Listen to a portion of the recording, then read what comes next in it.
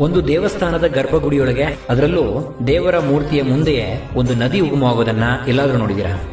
ಬನ್ನಿ, ಅಂಥದ್ದೊಂದು ವಿಶೇಷ ಕ್ಷೇತ್ರವನ್ನ ಇವತ್ತು ನಾನು ನಿಮಗೆ ತೋರಿಸ್ತೀನಿ. ಕಮಂಡಲ ಗಣಪತಿ ದೇವಸ್ಥಾನ ಚಿಕ್ಕಮಗಳೂರು ಜಿಲ್ಲೆಯ ಕೊಪ್ಪ ತಾಲೂಕಿನಲ್ಲಿರುವ ಒಂದು ಪುರಾಣ ಪ್ರಸಿದ್ಧ ವಿಶೇಷ ದೇವಸ್ಥಾನ ಇದು. ಶನಿದೋಷದಿಂದ ಮುಕ್ತರಾಗೋಕೆ ತಪಸ್ಸು ಆರಂಭಿಸುವ ಮೊದಲು ಸ್ವತಃ ಪಾರ್ವತಿ ದೇವಿಯೇ ತನ್ನ ಮಗನಾದ ಗಣಪತಿಯನ್ನ ಪ್ರತಿಷ್ಠಾಪಿಸಿ ಪೂಜಿಸಿದ ಜಾಗ ಇದು ಅಂತ ಪುರಾಣಗಳು ಹೇಳುತ್ತವೆ. ಇನ್ನೂ ವಿಶೇಷ ಅಂದ್ರೆ, ಈ ದೇವಸ್ಥಾನದ ಗರ್ಭಗುಡಿಯೊಳಗಿರೋ ಗಣೇಶನ ಮೂರ್ತಿಯ ಎದುರಿಗೆ ಬ್ರಾಹ್ಮಿ ನದಿಯ ಉಗಮವಾಗುತ್ತೆ.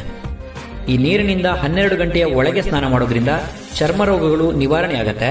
ಹಾಗೆ ಈ ನೀರನ್ನ 21 ದಿನಗಳ ಕಾಲ ಸೇವಿಸೋದ್ರಿಂದ ಜ್ಞಾಪಕ ಶಕ್ತಿ ಹೆಚ್ಚಾಗತ್ತೆ ಅಂತ ನಂಬಲಾಗುತ್ತೆ.